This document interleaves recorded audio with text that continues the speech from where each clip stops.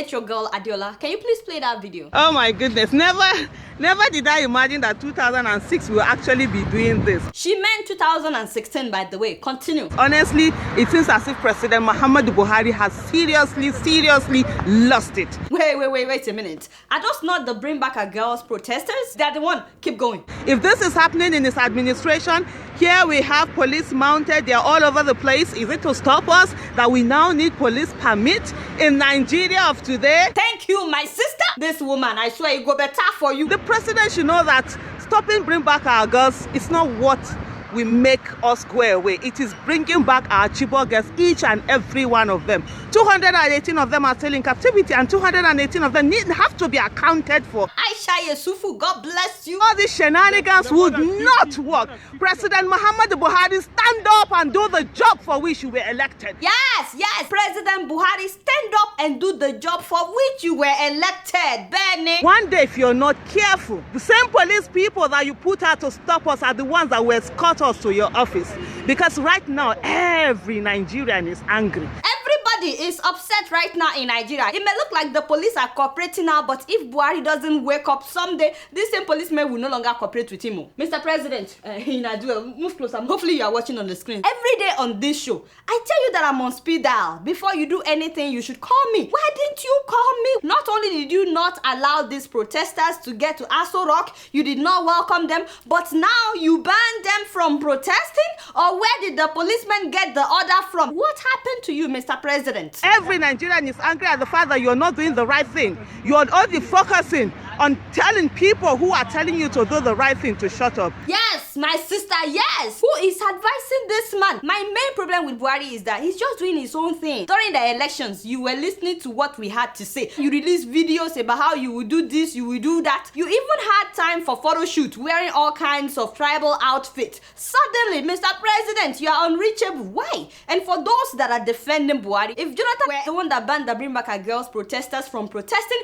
you all will be the first to criticize him. Why are you defending Buhari? Some people will say, well, he cannot let everybody into Aso Rock. Okay, so does that mean he needs to ban them from protesting? By the way, I know, and so many of us know, that the previous government messed things up. I heard the finance minister talking recently about all the money that was mismanaged, and now they're still paying debt. All the debt that was forgiven in 2005 and the debt forgiveness had been gradually built up again in what is largely an unproductive economy. Only 10% of what we had been spending was going on capital. It's good to know things like this. This is what we're talking about. The issue is Buhari is not carrying us along. I've advised you several times, Mr. President. I said sit down and make a video. Talk to Nigerians. If truly you know what people are going through, say it. Let us know if you are aware that the price of everything has gone up and that people have not been paid since last year. And then tell us exactly what you're doing to ease our pains. Enough of all these press releases. Enough of speaking through your spokesmen. We've heard what they have to say. They said that the recession is hyped. The finance minister also said that recession is just a word. You know, we've heard everybody else. We want to hear you. We want to hear from you. And one more thing, I'm tired of all these campaigns that you're launching. Enough of the launching. During Jonathan's time, it was committee upon committee. Now, during your time, it is launching after launching. They call this change begins with me. And people are asking, why can't it start with the president and our senators? For example, as a change, we can sell 7 out of the 10 presidential private jets that we have in Nigeria. Yes, what is it? There's a government committee already in place working to reduce the number of aircraft in the presidential fleet. Wow, now we are talking. If you would fulfill your word on this and you sell some of these private jets to put the money back into the economy, you know, the next time you come up, people will listen to what you have to say. Maybe he's been watching my show. You not do well, you not do well. But not only that, the members of National Assembly, I understand we've paid them about 6.7 billion naira in the last 1 year. What is wrong if we owe them for 1 month, just 1 month, so that we can pay those that collect 20,000 naira per month? Seriously, Mr. President, until the change starts with you, until you let us know that you care about what people are going through, until you carry us along with what you're doing, all these campaigns, you know, translate that to them in English. You don't know how to translate. You call yourself a Yoruba, you cannot speak Yoruba. Get out. Anyway, one ear, you know, as the thing enters one ear, it comes out the other ear. You guys not know much. Guess what? I'm just keeping it real. Moving on on to South Africa. For those who may not know, using the K word in South Africa is equivalent of using the N word here in America. It's an insult to a black person. That is the word that they use during apartheid, you know, to suppress black people, to oppress black people. So it is an insult to call a black person the K word in South Africa, especially if you're a white person. Please play that video. Oh, it doesn't matter what is dead. This happens all the time. Allow us to talk to us. And every single person that answers the phone is a black person, and they are clueless. I don't care what anyone says. I do not like a single black in Joburg. Hey! Yeah, I'm not going to change my mind. I hate I don't care what you can put me on the media. I hate everyone. If I see I will drop him. If I have a gun, I will shoot Listen to me now. Oh my God, my father and my God. Aha! For those that are wondering what's happening in that video, this happened in South Africa. The woman was attacked by robbers, and when she called the police, there were some black policemen among the policemen that came to help her. And this was how she treated them, because they were black. I'm happy for a white person to assist me, or a colored person, or an Indian person. I do not want a black person to assist me. Semese trouble. South Africa!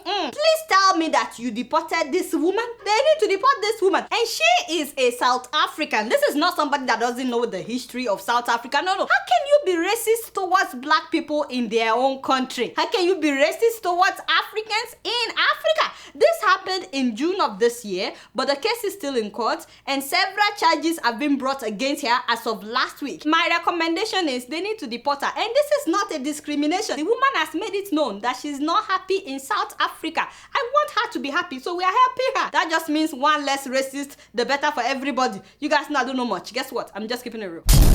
So this next story is one of those stories that just talking about it gets me really upset. And let me just warn you, I'm going to be using some adult terms in this story. So if you have kids watching, maybe you don't want them to see this, I don't know. But hey, it is what it is. Please put up that picture. Thank you very much. What a beautiful, beautiful lady. This girl had dreams, but we would never get to see them come to pass. You know why? Because someone decided we have to make sure that she remains a virgin. So we have to mutilate her. Female genital mutilation. So they did that. And guess what? She died. This happened in Sierra Leone, and a minister actually said that the death cause is natural. And I need to thank a viewer by the name Alimatu Demoneken from Sierra Leone that sent this to me. You know, I still ask myself the same question. For how long would Africans practice such a procedure that has no benefit whatsoever, but can be detrimental in a million ways? First of all, many people don't really know what female genital mutilation is, and that's why till today it is still very prominent in 28 African countries. 28!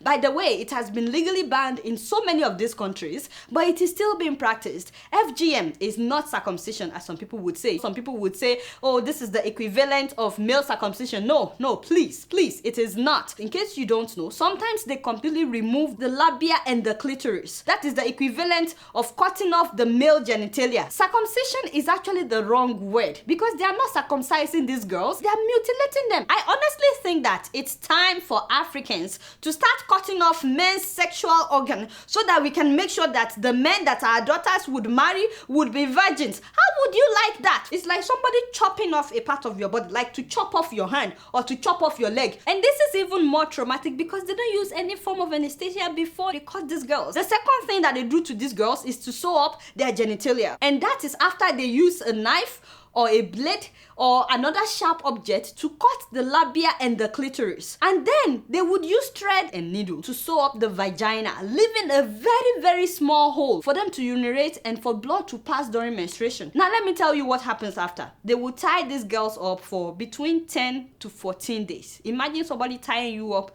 and you are not able to move or go anywhere for 2 weeks in order to ensure that the thread stays in place. And then you know what happened to these girls? First of all, they lose a lot of blood. And so many of them have bled to death. For those that survive, starting from that day, they can no longer urinate like normal people. They go through a lot of pain just to urinate. Remember I told you now they only have a small hole. They are never able to let out all the urine. So they have urine retention, which leads to all kinds of infections. Also, during menstruation, blood cannot pass naturally as it's supposed to, which also leads to all kinds of infections. And the night of their wedding, the man would force himself in. Keep in mind, they sew these girls up, several years ago. The thread is still there, and then the guy forces himself in. Like, how barbaric can you be? What do you think would happen? She's in pain all over again. Many of these girls never enjoy sex. As a matter of fact, instead of enjoying it, many of these girls experience pain during sexual intercourse. And let me tell you, sex is supposed to be mutually enjoyed. I watched one woman who said that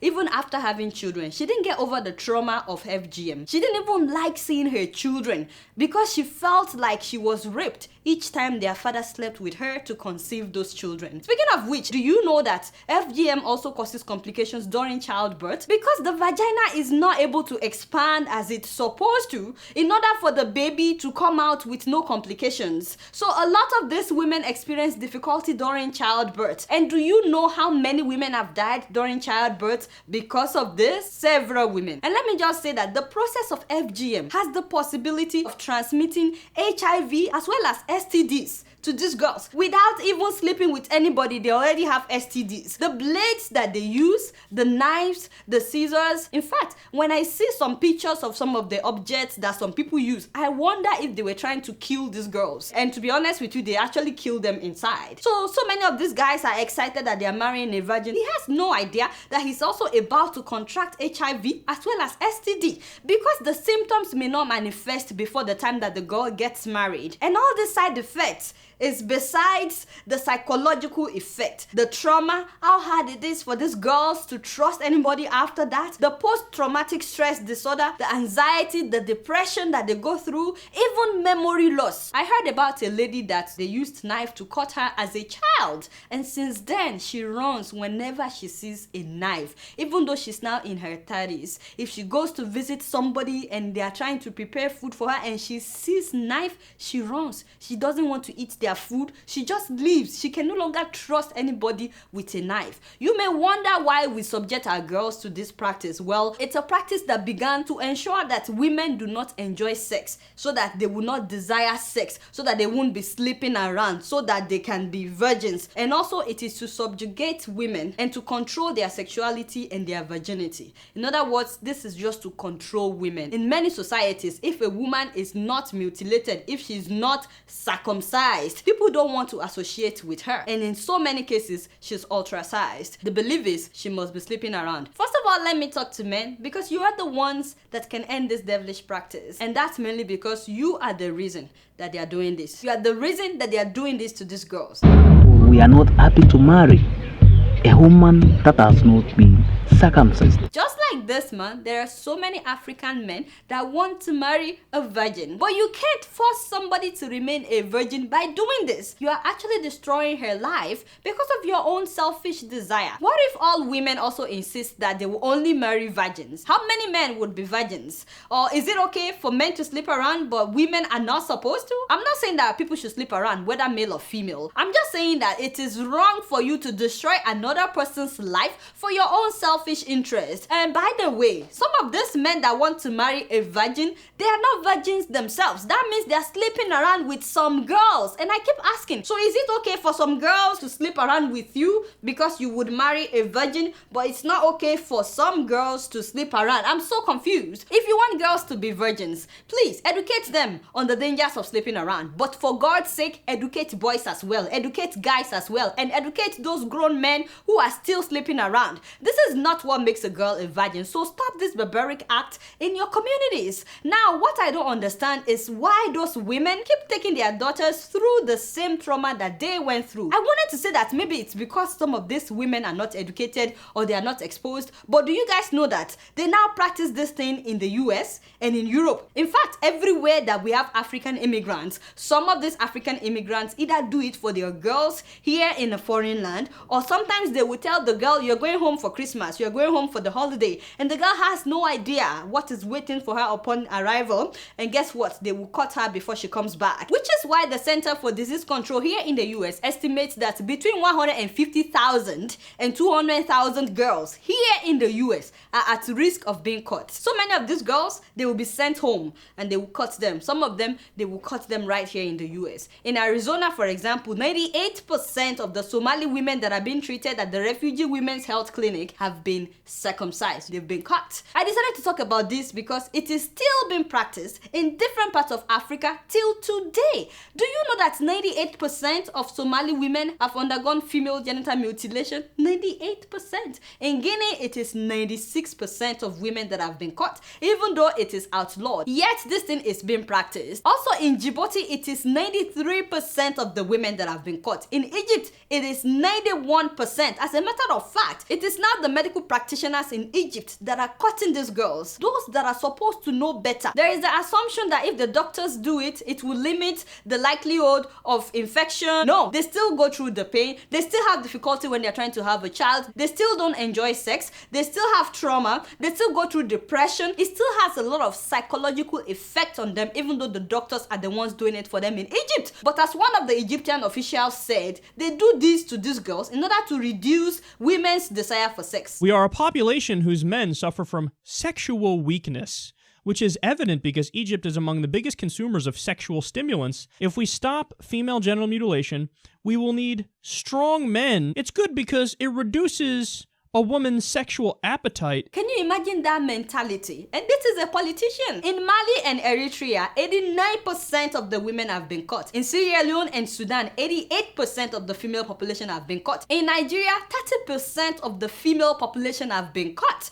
FGM, by the way, has been outlawed in so many African countries. In Guinea, in Eritrea, in Gambia, in Nigeria, in some states, in Sudan, in Djibouti, and so many other African countries. But the problem is the law is not being enforced. So please don't just listen to this episode. If you know of any community where this is still being done, please try to educate them about the consequences. If there is any government official that is watching this episode, please do your part. The first thing to do is to educate people, especially in rural parts, because so many of these women, they see it as a rite of passage to womanhood. So I hope that the government would educate people. And if you are from any country where FGM is yet to be banned, like in Sierra Leone where this girl died, please, it is time for the government of Sierra Leone to ban FGM and enforce the law against FGM. It is time. They need to start arresting people. And so for this lady that died, and for so many others that have died because of this devilish act, may their souls rest in peace. And for those of you that went through it and you've suffered for so long because of this, I'm so sorry that you had to go through that. I cannot even imagine what you've been through. You guys know I don't know much. Guess what? I'm just keeping it real. Growing up in Kenya, my sister and I were very close. But like any sisters, we fought a lot. She always got new clothes, and I always got hand-me-downs. Now she's putting her children through school in Kenya. We still fight sometimes, especially when I send money for the kids. I tell her, buy some clothes for the younger one, and we both laugh. With nearly 500,000 locations, our app and online, this is moving money for better. Alright guys, it's been real and I'm keeping it real right up in here. Don't forget to follow me on Facebook, Twitter, and Instagram. Until next week, I'm gonna see you all later. Peace out.